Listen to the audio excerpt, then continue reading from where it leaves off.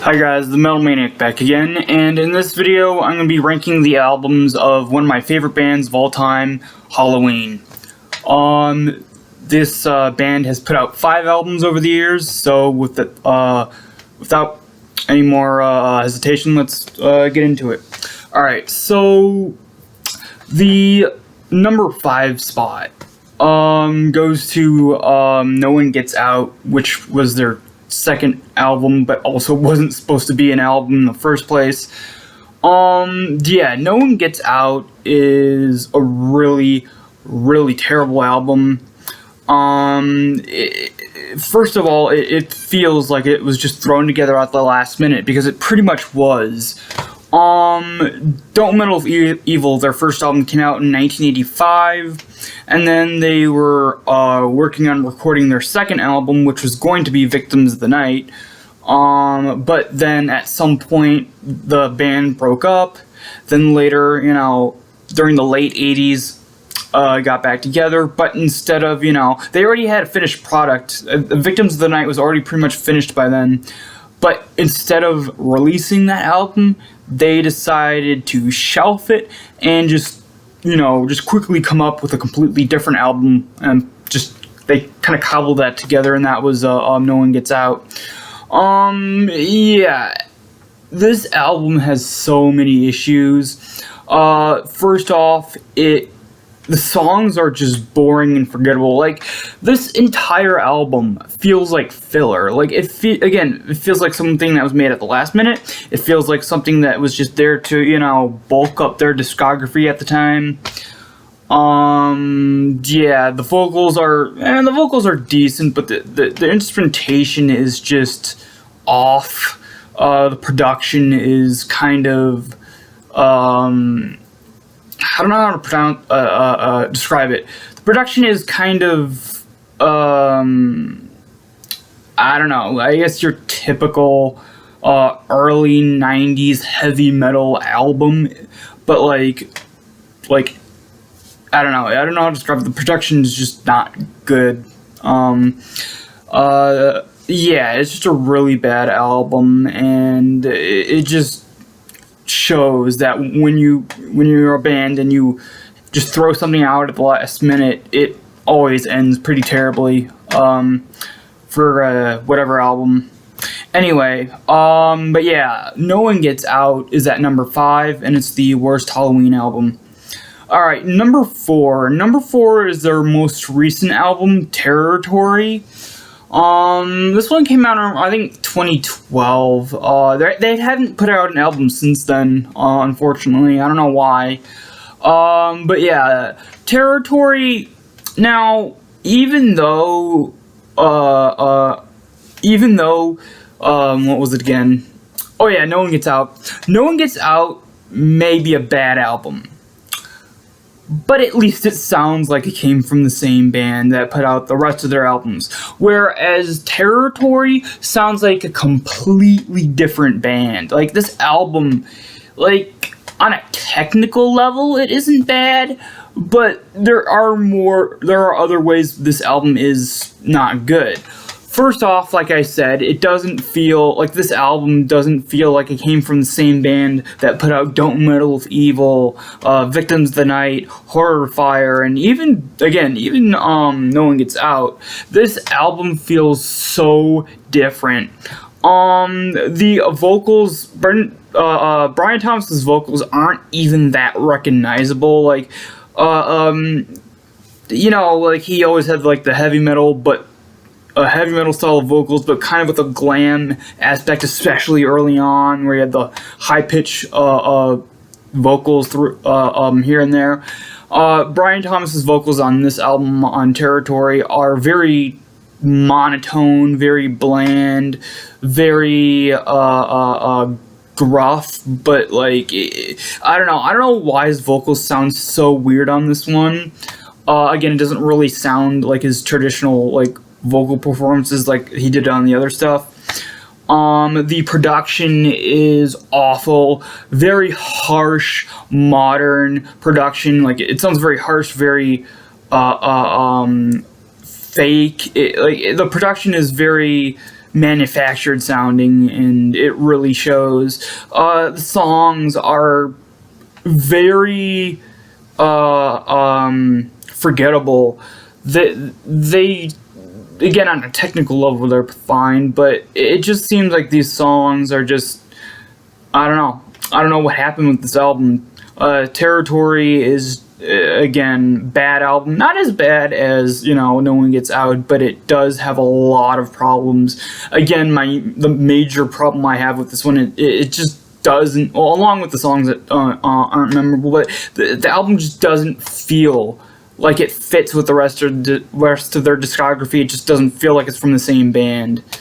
But yeah, number 4 is Territory. Alright, number 3. Number 3 is Horror Fire. This album is sort of an important one in their discography. It's sort of a bridge. A bridge between their earlier sound and the sound that they would have on Territory. This is their 4th album that came out in 2006. This album has sort of like a mixed bag of, classic era Halloween songs and again, stuff that would sound pretty much at home on their Territory album. Like, for example, you get songs that are, a little bit more towards the Territory side of their musicality, like Wake Up Screaming. I wouldn't say Wake Up Screaming. The Crush, probably their heaviest song on this album.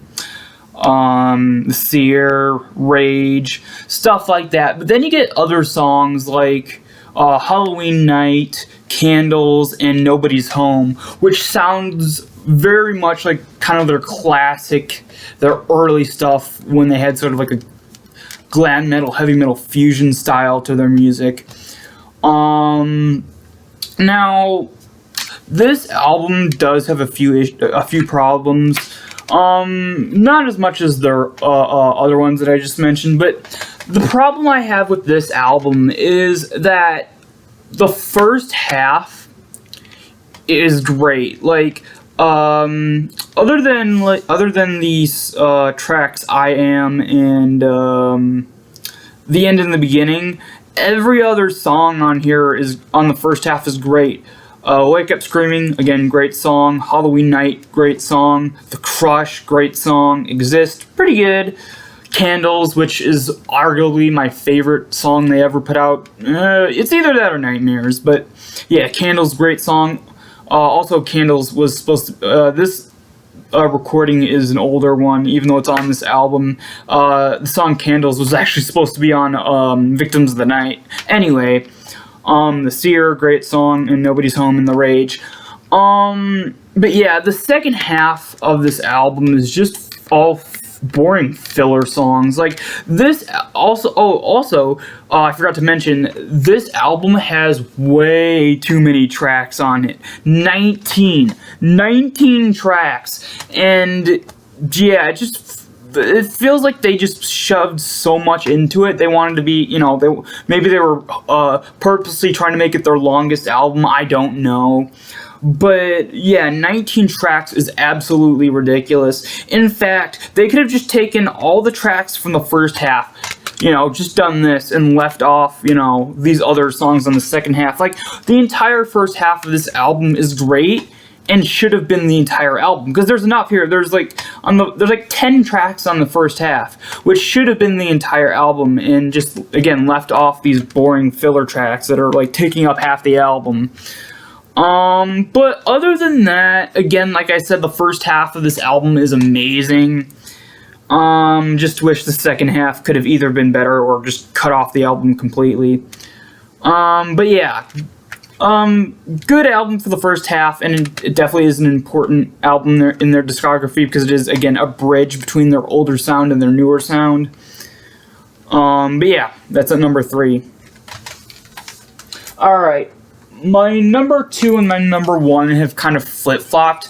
The one that used to be my number 1 is now my number 2, and the one that used to be my number 2 is now my number 1.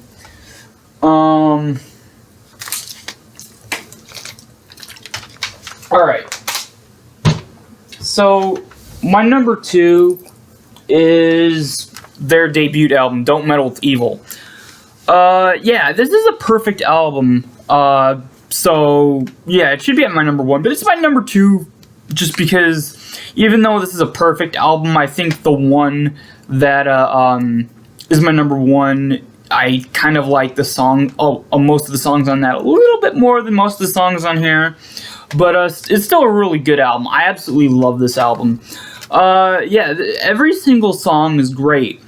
Busted is a great opening song. Scared to Death, classic. Justice for All is a very great sort of slow sort of ballad type song. Trick or Treat. Trick or Treat is an interesting one because it's one of the very few songs on here that also had a music video. I think the only other one that did is What a Nice Place. Also very good song. If I had to pick my top 3, I'd say Don't Meddle with Evil, What a Nice Place, and She's a Teaser. But yeah, all in all, very great album. This again is some of their earlier stuff, so it does have sort of like a glam metal edge to it. Especially with songs like What a Nice Place, Don't Meddle with Evil, stuff like that.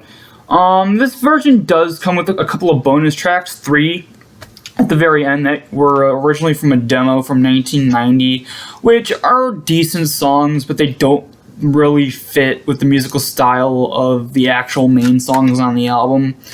But yeah, and also very interesting production. Like, it's very, I want to say undergroundish. Like, the production is lo-fi, but it works with it just works with this album.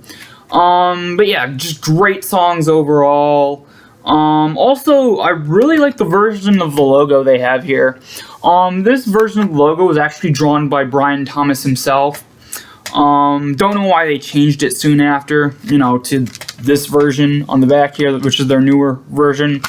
But, yeah, all in all, fantastic album, very iconic. But it's at my number 2 just because my number 1, Victims of the Night.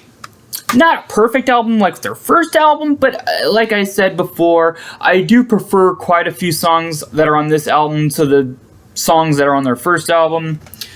Yeah, there's some great stuff on here. Victims of the Night, the title track, Welcome, is a great song. No Place, another great ballad. Rest in Peace, probably the heaviest and fastest song on here. Candy Cane, great song. Nightmares, again, one of my absolute favorite songs by this band. And then Children of the Witches. Just great songs. Yeah, sure, there's a couple tracks on here that are kind of bland, like the intro, the instrumental Angel, and Love 'Em and Lose 'Em. But other than that, everything was good. Oh yeah, and then the final song, I forgot about that. The final song, Revelation 2:31, The Dream. It's decent, but yeah, I don't know. But the songs that are really good on here are amazing. Yeah, this is definitely, I'd say out of all their albums, this is the most overlooked. It's not hated or anything, but people kind of just ignore it, I guess. But yeah, it's absolutely amazing. And also, look at that cover art. That's really cool. Yeah. Victims of the Night is my number 1. Alright, so that's about it for this video. Hope you guys enjoyed, and I will see you all next time.